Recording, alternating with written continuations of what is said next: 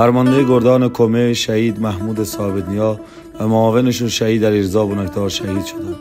ابراهیم هادی میبینه خیلی از بچه‌ها بر اثر تشنگی دارن شهید میشن.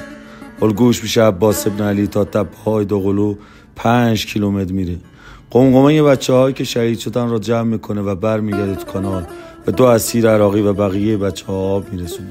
روز 22 بهمن 1361 با لبی تشنه به شهادت میرسه و هیچ موقع پیکرش بر نمیگرد. بچه‌های تفحص تو جیب یک از شهدا یه دست نوشته پیدا میکنن. امروز روز 5 است. آب را جیره بندی کرده ایم، نان را جیره بندی کرده ایم. آتش همه را فرا گرفته است جز شهدا که آرام در گوشه کانال خوابیدند. قربان لب تشنه‌ات پسر فاطمه، سلام ما را به ما برسانیم و بگوییم ما خط و نگه داشتیم.